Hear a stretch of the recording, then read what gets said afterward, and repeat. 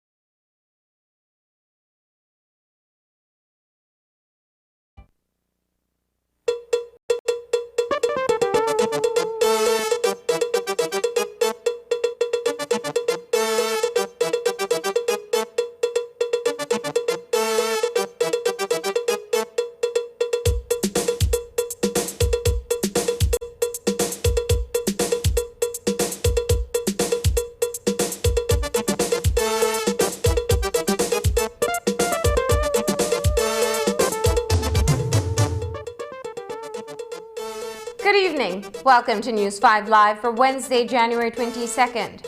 I am Marlene Cuellar. Around midnight, villagers in the area of Crooked Tree Village in the Belize district say they heard a plane circling above. Hours later, at around 6 o'clock this morning, police and BDF descended in the village. A suspected drug plane, an HS-125 Hawker jet, was found intact close to the nearby village of Lemanal in rural Belize. It had landed successfully and had no signs of damage, but neither was any cargo found. Normally, the planes are destroyed after the cargo has been removed. The police say the jet originated from Venezuela and its suspected drug cargo is still in Belize. Here is News 5's Dwayne Moody. A suspected drug plane lands in rural Belize district and police are looking for the cargo and the narcos. A photograph acquired by News 5 shows an intact aircraft on a dirt road in a remote area. The air stair of the plane is open, but no one or any other items linked to the clandestine landing is seen in the area. Police say they were notified of the aircraft leaving South America en route to Mexico. We have since deployed our officers to the area, and it is not an easy place to reach. It is, it is extremely rough terrain. From we got the information, we mobilized, and we couldn't get to the location because of the mucky terrain. All the police vehicles end up bagging, and those are vehicles with four-wheel drive, and they couldn't get to the location. Over in Crooked Tree Village, the low-flying plane was heard by residents around 11:30 p.m., and they say that several pickup trucks filled with officers rushed through the village and headed to the area of Blackburn Ridge, a remote area mostly farmland. The road goes on for miles until it becomes impassable for most motor vehicles. George Guest says that this is the second low-flying plane in 4 months that has been heard by residents in the area. I said, but that don't sound right. So I turned the sound down on my TV and I said, oh, that's an aeroplane. But I don't know where it landed, or I know it landed, but I don't know where it landed. But the only place I can know about is Pine Ridge, out in the sticks, no? Where the Mennonites are working, building a road. According to Commissioner of Police Chester Williams, the plane was destined for Mexico, but did not about turn, so it would not have been intercepted by Mexican authorities. Williams says that the plane landed in Belize around 3 a.m. Late yesterday evening, we were notified of the plane coming out of South America. And as we normally do, we deployed our officers to all the known locations where we believe the plane would have landed. The plane, from what we were made to understand, flew over Belize and went into Mexico and was going to land in Mexico.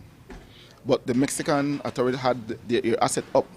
3 of them, I was told, and the 3 air asset that the Mexico authority had up prevented them from making the land in Mexico. And so they came back over to Belize and went to land in that very unusual area. That was around 3 a.m. thereabout this morning. It is believed that the cargo is still in country and has not been transported over the border into Mexico.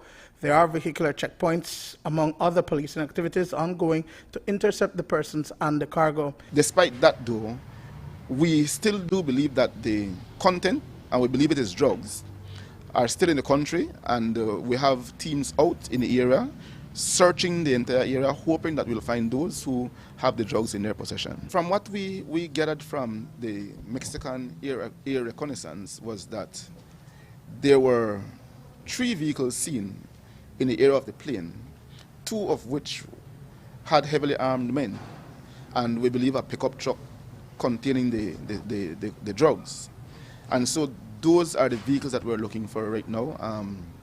We know that there is some road or makeshift road that they can go through that area and go through the back and into Mexico. So we have also looked to see how we can cut off that outlet and try to see if we can force them out to the highway. So police and BDF are in the area, and we're hopeful that we'll be able to find the cargo. Dwayne Moody for News 5. Opposition leader John Briceño spoke to News 5 today about the drug plane. He says he is not surprised that yet another drug plane landed in Belize. Briceño says that the circumstances of the landings are yet again suspicious and as such maintains his position that government officials are allegedly involved. I am shocked. Another joke plane. Are you surprised? No. No one is surprised. And somehow, the BDF and the police always get there late. It's like the rainbow. The rain, after the rain comes the rainbow. That is the BDF and the police. Somehow they get when everything has been gone. They got there. I'm told that they went through they tried to get to the plane using the Crooked Tree Lagoon, and they both got stuck. When there's another way, by Indian Creek, that area, then could have drive evaluate where the plane was, and hopefully could have capture what was in the plane or the people that are involved. But again, I stick by what I've said. High officials in the UDP government must be involved to be allowed planes to be landing with impunity in this country. And they'll tell you, yeah, but they catch the plane. They caught the plane because the plane got stuck in the mud. And I'm told there's another one in Bladen right now as we speak that got stuck in the mud, I think about 2 days ago. But we haven't heard anything said by the officials, the government officials, nor by the media. Police's Consul General in New York, Herman Longsworth, has been fired after an audit report into the finances of the National Sports Council revealed serious cash irregularities. Longsworth, who was the then Minister of State with responsibility for sports and the UDP Albert Division area representative, was awarded the post after he stepped aside to make way for the current area representative Tracy Tager-Panton. But during his time as minister, Longsworth, according to the audit, set up a company, Go Enterprises Limited, and awarded himself tens of thousands of dollars infrastructural works without a written contract at the Marion Jones Sporting Complex. Some of the monies went into his personal bank account and the account of the UDP Albert Division. Longsworth was seen today in Belize City reportedly having his government-issued license plate changed. In the face of the findings, the opposition is calling for criminal charges, along with that many others who have been named in the audit. PUP leader John Briceño also wants an audit of the books at the consulate in New York. Criminal charges should be levied against all of them, and somehow the government's favorite contractor somehow comes up in all of these things that are questionable dealings, because Emer Hernandez's names also comes up. And it is alleged that he received, I think, about $200,000 contracts. I think it was $450,000 contracts for landfill. And it seems that there's no accounting as to if any landfill or how much landfill was delivered by Emer Hernandez. Everything that looked crooked and questionable, somehow this gentleman's name comes up. It is time for the Prime Minister to act. The Prime Minister has been, like the circus master, always trying to spin and spin to move, but the reality is that he holds nobody accountable. It is not enough to fire Herman Longsworth. We need a full audit as to what has taken place whilst Herman was the Consul General in New York. A lot of monies go through that office. For instance, they issue passports on behalf of the government of Belize. They issue visas on behalf of the government of Belize, and the monies that they collect doing offering these services is in the tune of hundreds of thousands of dollars. So we want to know how many passports were issued, how many visas were issued, how much was collected, and where is that money. And we're demanding that if the Prime Minister wants to come clean, he needs to do that, and he could get it done within 2 weeks.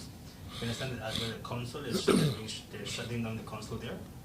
Well, it was obvious that this was just as what I said, a quid pro quo.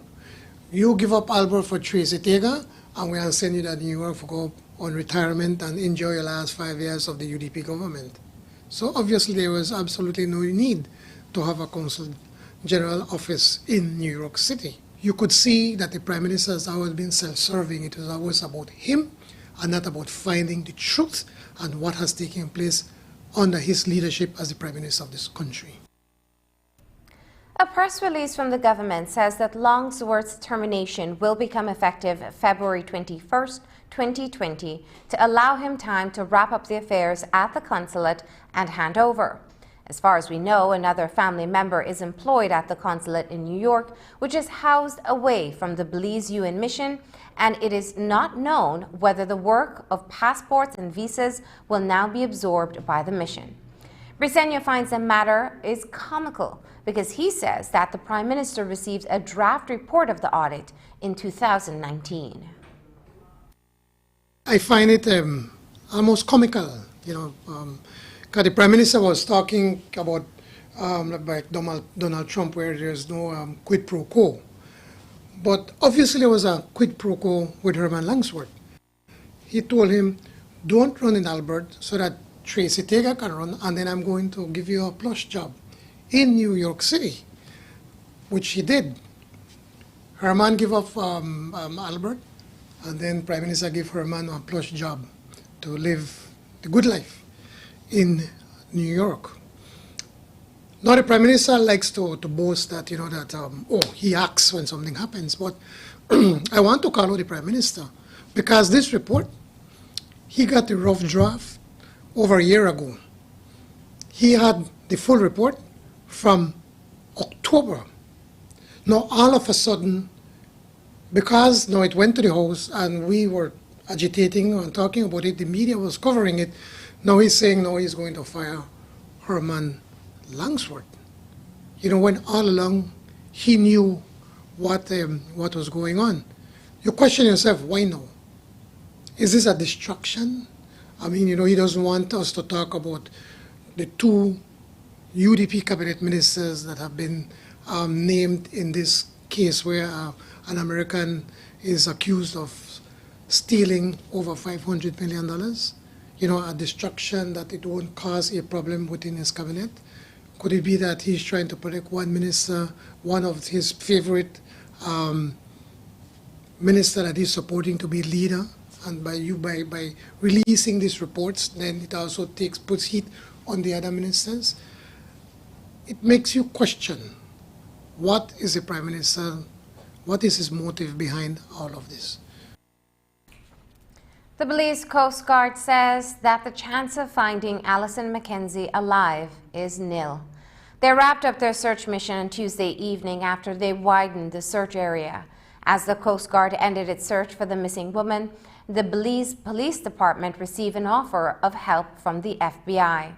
As we have reported this week, police are no closer to finding out what happened to Mackenzie to cause her to disappear from Rendezvous Island.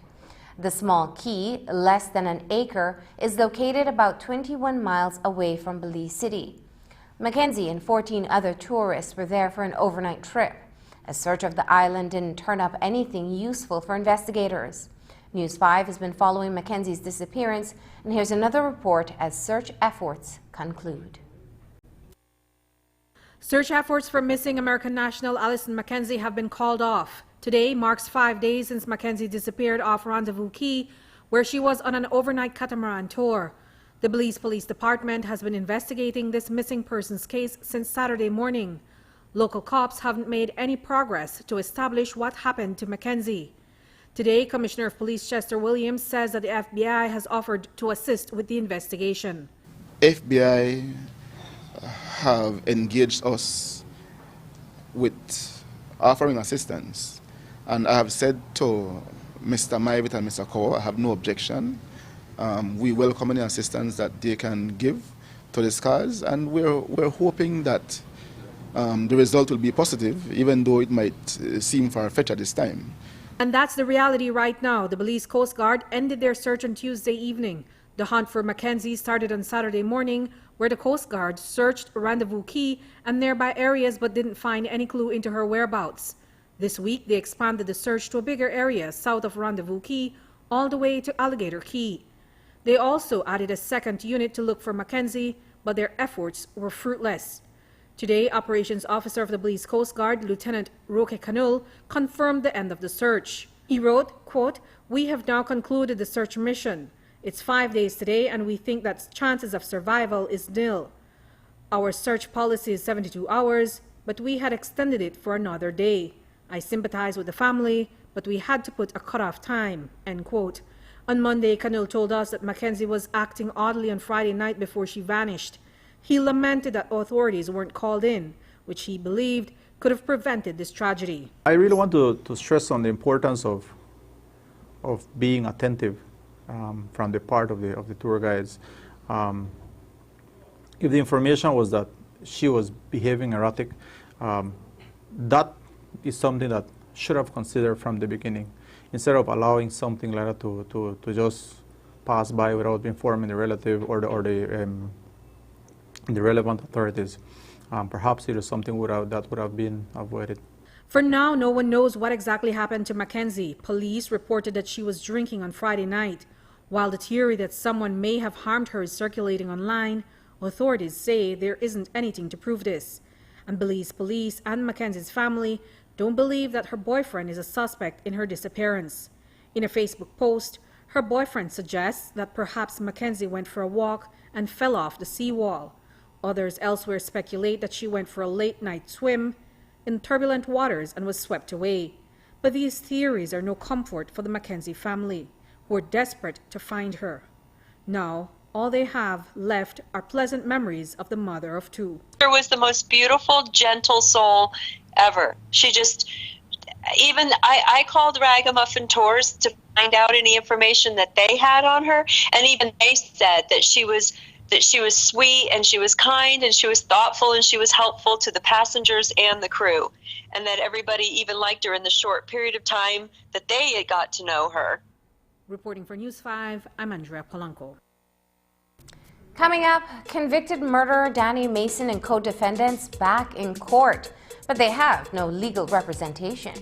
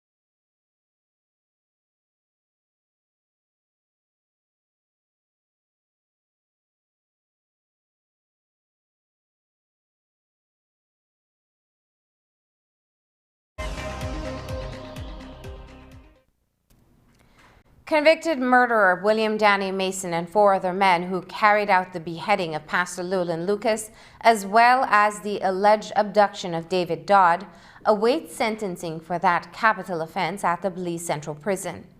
Their sentencing is expected to take place sometime in March. This morning, the men appeared before Justice Francis Cumberbatch in the Belmopan Supreme Court for case management related to the kidnapping case they're all facing. At the start of the session, Mason and Ernest Castillo were informed by the judge that Guyanese attorney Dexter Todd had recused himself from the matter, leaving them unrepresented. Likewise, Kieran Fernandez showed up to court without a lawyer, but was given the option to represent himself going forward. Another individual, Ryan Rayburn, who is out on the same kidnapping charge, appeared in the presence of senior counsel Simeon Sampson. On adjournment, attorney Norman Rodriguez summarized today's proceedings. We came for case management, and one attorney recused himself for Mr. Mason and Ernest Castillo.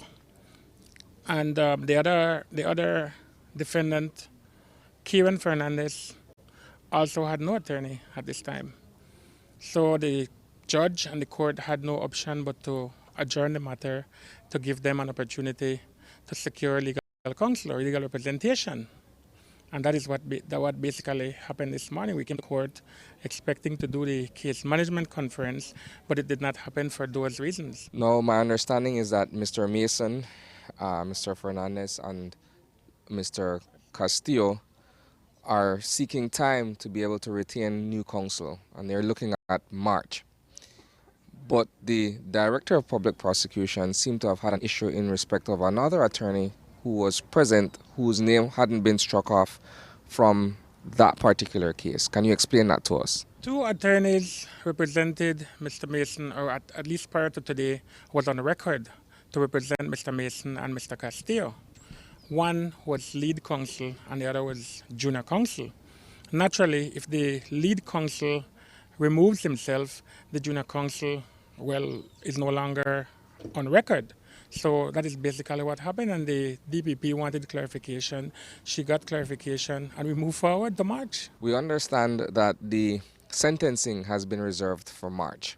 How does this new development today affect that particular timeline going into March? I don't see it having any effect on that timeline. I mean, it's 2 different matters. The only thing that where it might have some, I don't want to use the word effect, but where it may come into some sort of consideration is if you have a jury sitting and then one sentence. But I mean, I think that effect has already taken place, and we just have to proceed. But as to your question, it has no effect on the timeline. A staggering 6-figure debt owed to Pedro's Inn by the Belize Police Department remains unpaid, and Commissioner of Police Chester Williams is turning to tourism stakeholders in San Pedro to help defray the hotel bill. An increase in crime on the island town resulted in more officers being deployed to San Pedro, without adequate housing being an initial consideration in that decision. Proprietor Peter Lawrence provided accommodation for the additional policemen, and since then, the department's bill with Pedro's Inn has ballooned to over $100,000. Today, Campo Williams said that all efforts will be made to cover the cost of the hotel stay.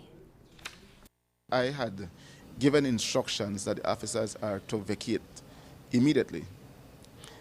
I have been told reliably, and I do verily believe, that there are still officers staying at Pedro's Inn. I have since had that discussion with Mr. Noble, and from what he has said to me is that the proprietor have agreed to house the officers for free until they could find somewhere else. So if it is that he's being nice and housing them for free for a little while until they could find somewhere else, I am grateful for that. If a matter of fact, Mr. Peter Lawrence is a very outstanding businessman, and he have worked extremely well with the police in San Pedro, even assisting renovating the police station. So he's not a bad person. If it is that he is clamoring for his payment that we owe him, as I said before, we owe the man, we have to pay him. Okay, we're not going to be like those malpangos and don't want to pay our bills, and it will not look good on us. So the bill will be paid. Different right? tone from what you took last Monday, though? Correct me if I'm wrong. I guess Channel 5 still don't get it. I said last week, Monday, that we have wrapped up a bill and the man is a businessman and he must be paid. Isn't that what I said? You said, sir, that it had to be shared, that it's not, that you might pay half it, but you might pay $100,000. I didn't say half. I said that I am going to meet with the other stakeholders, the town council, BTB, the San Pedro chapter, and we're going to see how we can pay the bill. But the bottom line is the man have to be paid.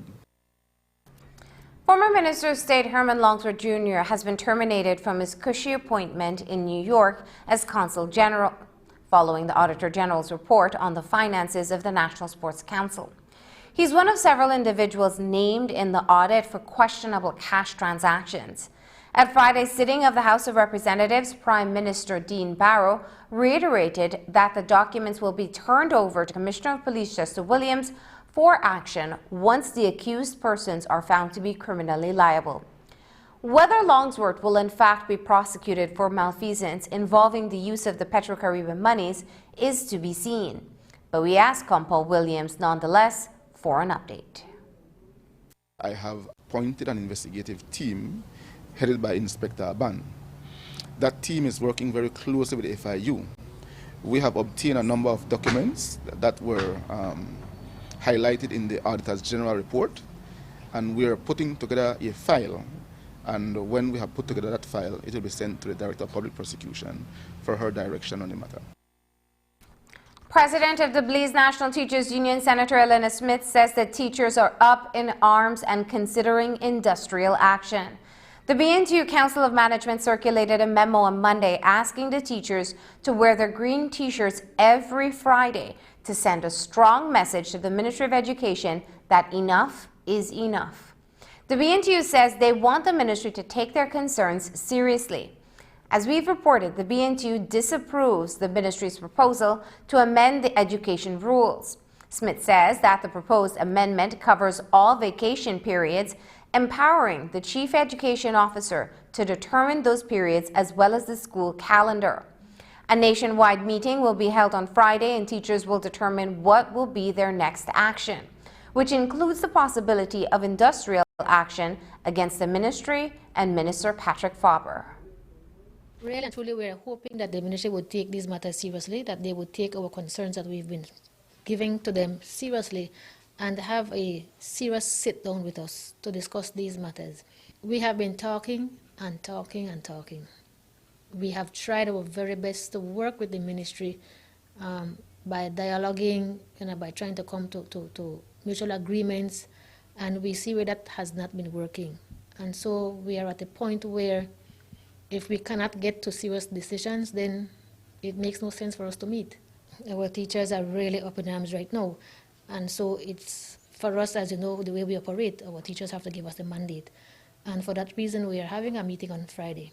Countrywide, all branches, 10 branches, having simultaneous meetings to put forth again the situation to our teachers, to hear from them once more, and to ensure that whatever action we take going forward is the action that the teachers want to take. And so at that meeting, they will make that decision. They will be given a ballot, and they will determine what further actions they want us to take.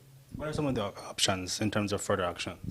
Well, again, as we said, we can either continue to wear our shirts, we can then look at demanding a meeting with the ministry, or we can look at further industrial action.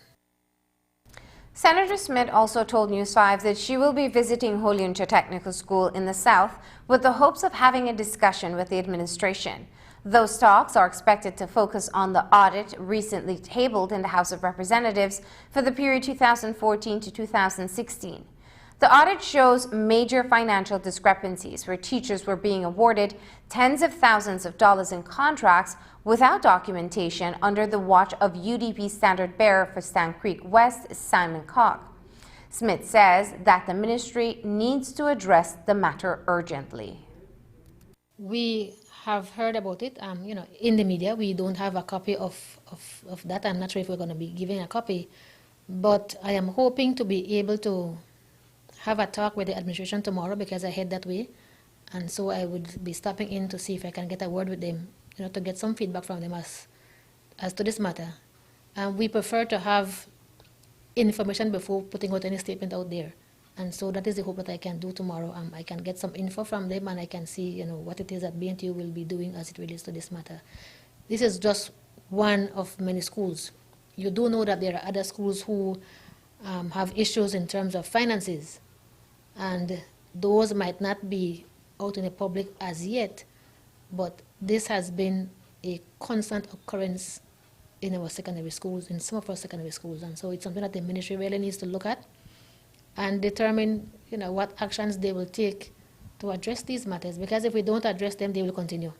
And if people feel that they have support from higher up, whether it be their board or moving higher, then persons would not be afraid to do certain things. And so we are hoping that that is not the case here, but if it is, that the ministry would then step in and do what it needs to do to ensure it doesn't happen again. This morning in Independence Village, Anthony Parks was shot multiple times by someone known to him. Parks was sitting on his veranda when he heard someone call him by name. When he made a check to see who it was, Parks was fired upon and received as many as 4 shots to the body. His assailant is named by Commissioner of Police Chester Williams as Shane Bennett, whom they are actively seeking. It was sometime around 6:30 this morning. Mr. Parks reported that he was at home when he was called by an individual. He left to see who it were, and upon doing so, he saw a person who was his friend, Shane Bennett, and I can call his name.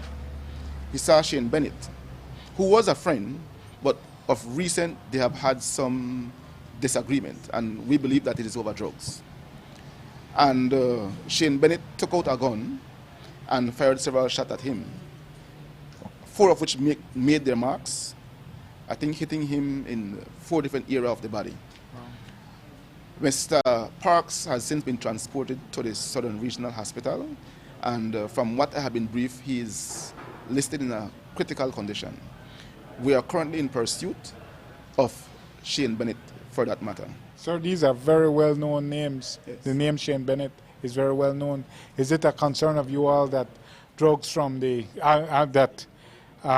operators and figures from the Belize district may be moving into these rural communities to ply their trade in drug trafficking? Yes, most naturally, and as I've said to the commanders, that whenever they move into the area, that we must stay on top of them.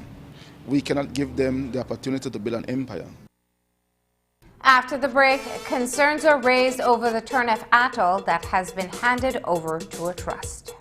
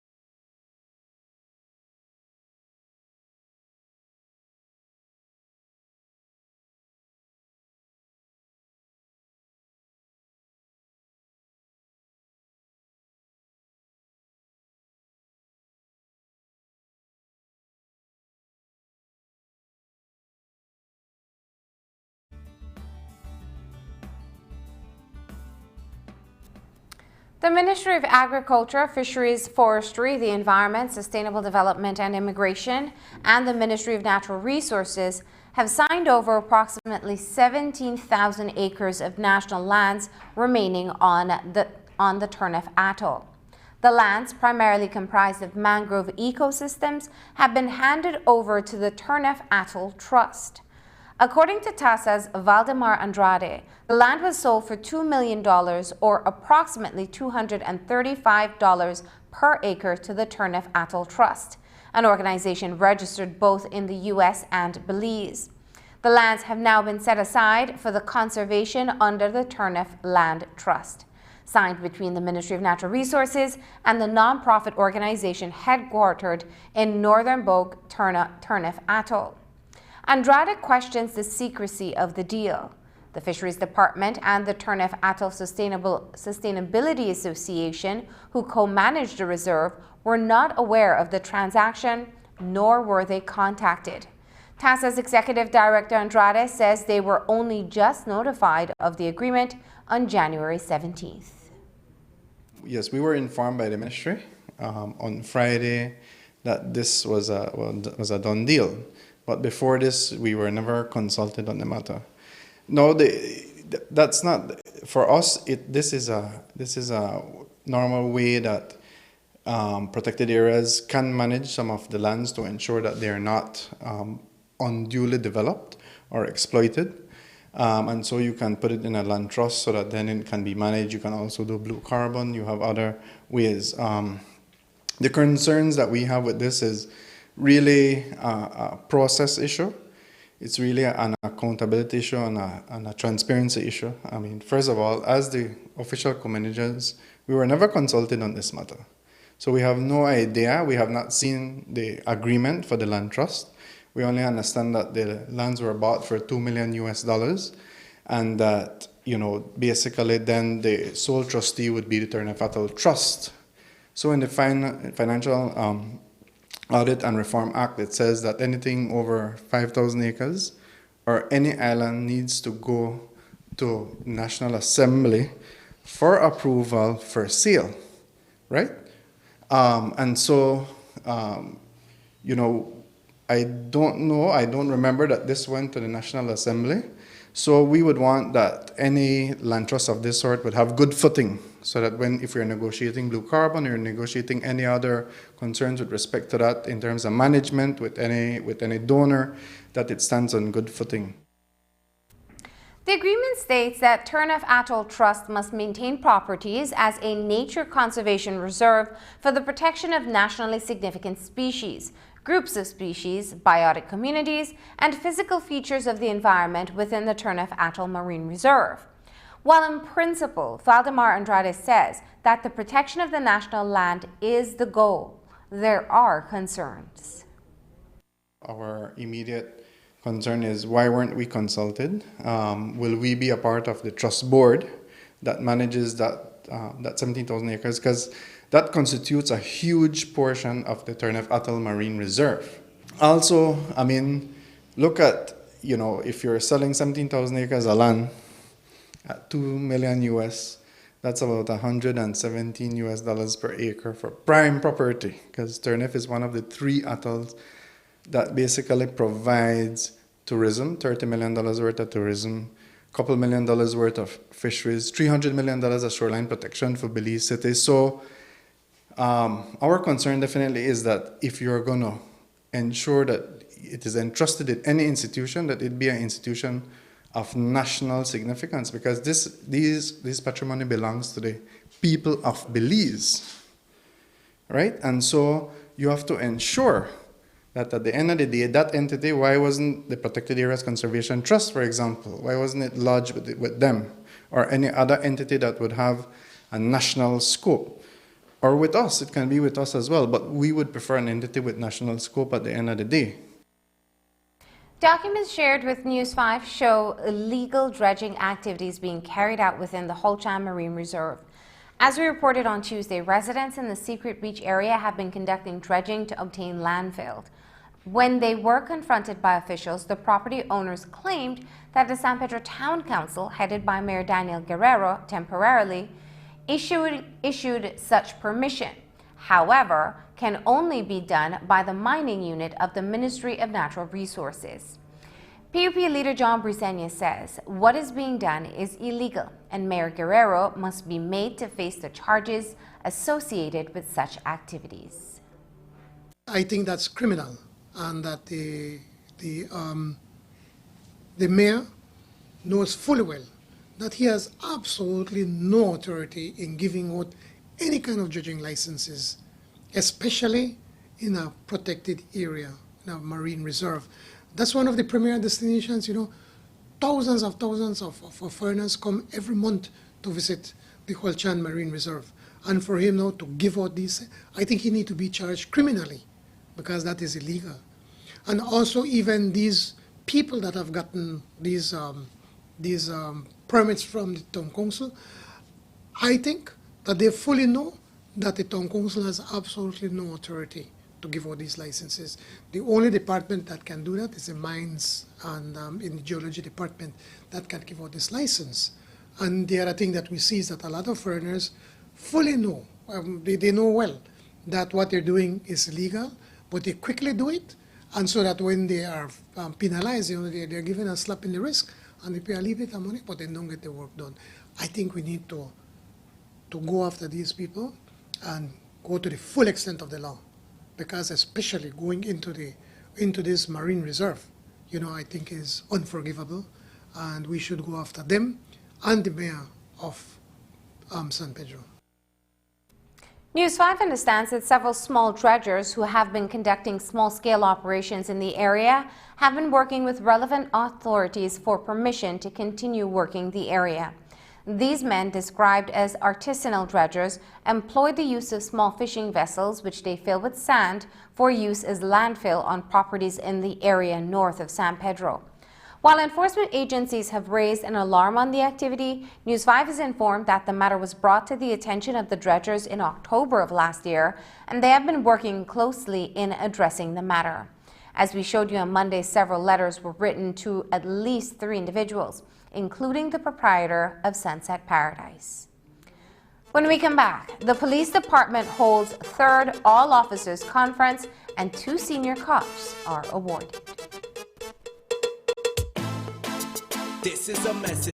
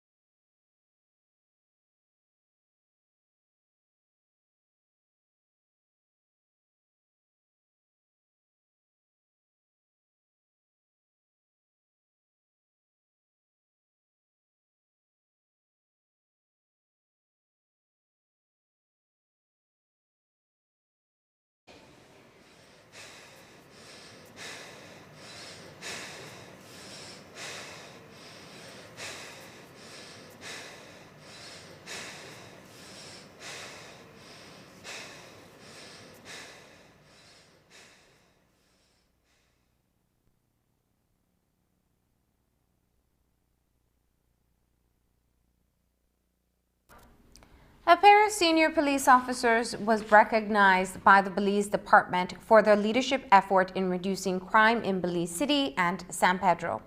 This morning, Christopher Noble and Alden Dawson were both acknowledged by the brass of the police department after it was recorded that instances of crime and violence were down considerably in their respective jurisdictions. In San Pedro, Noble has been working closely with the community to keep watch over hotspot areas. Likewise, in Belize City, Dawson has expended all resources to ensure that the streets of Belize City are a little safer for residents. San Pedro being a unique place, a tourist destination, a tourist mecca for the country, and being selected was an honor, and it is a privilege for me to be there. No, I was gifted to San Pedro by the Commissioner of Police. So being gifted to an island, I was gifted to work, and we've been working. Our strategy has been very basic. It's back to basic policing, the patrols, the meet and greets, the accessibility to some extent, and the community has responded in kind. And it has been overwhelming to the extent that even I think myself, I've been in awe totally as to where we go next, because every day there's a new development, but the dynamics of San Pedro are not what Belize City would have, and not having that, then you look at how to utilize what you already do. Most of my career, Jules, I have worked Eastern Division, and coming up in the ranks, I have been studying the crime pattern and the crime trend. Before going to Eastern Division as the OC in January, I have studied what would make a difference in Belize City. So upon taking over in January, I began to look at our supervision, the level of our supervision, and how much supervising are we doing on the street with our police officers. And I embarked on that, and I began to show the supervisor the need for their input and how much input they need to do. And we started out, and after the first month, we saw a little improvement, and we continue to harp on that and harp on that. And of course, the commissioner, he lives in Belize City and always wrong and getting at me, so he gave me more courage to press on my supervisor even more. And by the time the year was about 3/4, we realized that this thing going at the supervisor to get the work done out there in the street and have them hold them accountable was working, so we pushed that all the way to the end of the year. And that is the result of now what we have seen at the end of 2019. This morning at the Police Training Academy in Belmopan, senior officers from across the country gathered for an annual conference to address communication issues between management of the police department and its rank-and-file members. It's the third of its kind assembly, and today the department was joined by Crime Stoppers Belize, which presented to the gathering on the use of mobile apps to share information on criminal activity. Campo Williams explains. It is our third All Officers Conference, and as I've said after I assumed command of the department last year, that I want to ensure that we have a department that communicates constantly with the rank and file, and especially with the senior officers who are the managers. If it is that you have an organization and there's no communication between managers, then it is going to create chaotic situations, and we want to ensure that we do as best as we can to make the department what we want it to in terms of the service that we offer to the public. We do have Crime Stoppers with us this morning, and they will be focusing on the issue as it relates to the P3 Tips app that was launched, and that app was created with a view to have members of the public provide information to Crime Stoppers through that app without revealing their identity. And so that's a very good thing for us in the sense that we want police officers to understand that whenever they get a call or a tip from Crime Stoppers as it relates to a crime about to be committed or have been committed, that there is some urgency that they must take in responding to those tips. And that's the reason why Crime Stoppers is here to speak to the officers, to relay that information to them. Coming out of the conference was a question on the effectiveness of precinct policing, a model which is being employed in Belize City primarily. According to Campo Williams, while senior officers are often paired to head the various precincts, there's no duplication of roles. nor has the department become top-heavy in its management structure. We have to understand the dynamics, especially in Belize City. We had precinct policing, and with precinct policing you have relief commanders. Each relief must have 2 senior officers, one who is in charge and one who is a deputy. And then you have the precinct commander who also have a deputy.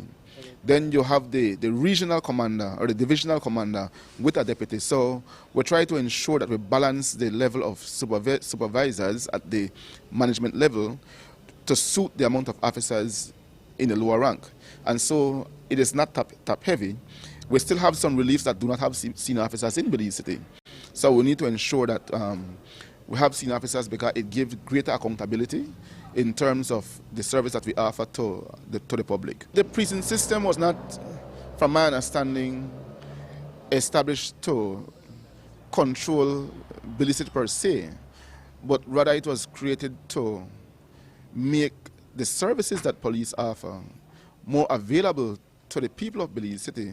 Because when you had only Queen Street as the station, people from wherever part of the city they want to make a complaint, they have to go to Queen Street.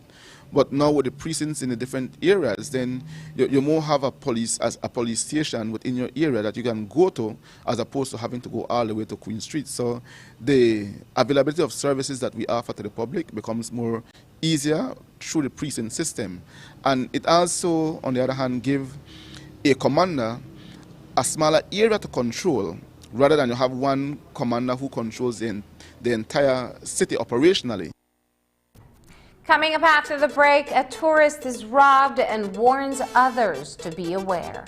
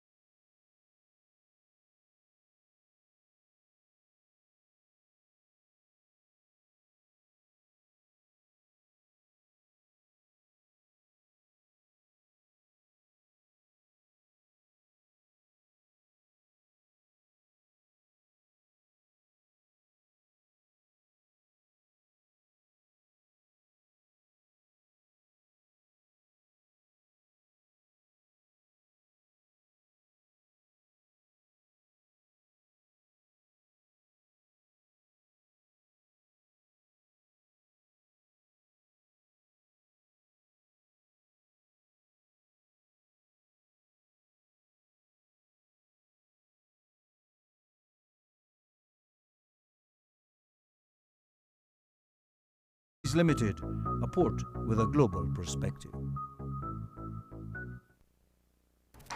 A tourist staying in Punta Gorda says that she has been robbed multiple times and authorities down there didn't take her report seriously.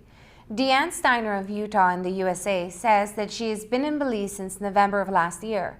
She says she plans to relocate to Belize, although she's encountered shady individuals while on her stay in PG.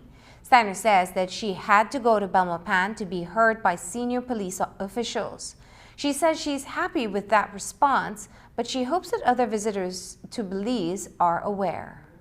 I had my laptop stolen, I had a gold ring stolen, I had this actual coat, which I did recover myself. This actually happened in a different case. It was from a gentleman that was in PG that became my friend and said he would do a tourist thing for me, a tour guide, and he took me to one place and basically scammed me out of quite a bit of money. And then also took my gold ring and this jacket. I took it upon myself to find him in Siltgrass. I went to the police there in PG and they took my report but said it wasn't theft, which confused me because I said, you know, he took my computer. So I took it upon myself to travel today to Belmopan and report to the authorities above him. Above the officers in PG. And at that time, I spoke to Mr. Mariano, who is the first person I felt was concerned about what happened to me, took it upon himself to contact those in PG and made the decision to side in my favor, that it was theft. So I feel good about that. Belize is a great place. I love it. It's beautiful. I plan to move here. I'm just concerned because there's me as a tourist from America and hearing about the missing people and finding people that are dead. It just concerns me because I think we need to step up with some of the things that are going on, and especially what happened to me in PG. You know, I went to the authorities. I don't think they took the information I don't know, serious enough, or they just kind of felt, made me feel like they just kind of brushed it off. A Salvadoran national wanted in his home country for participating in criminal activity described as domestic terrorism was nabbed in Belize earlier this week. Police caught up with the fugitive in Bella Vista village and are working with immigration authorities to deport him to El Salvador, where he is expected to face charges.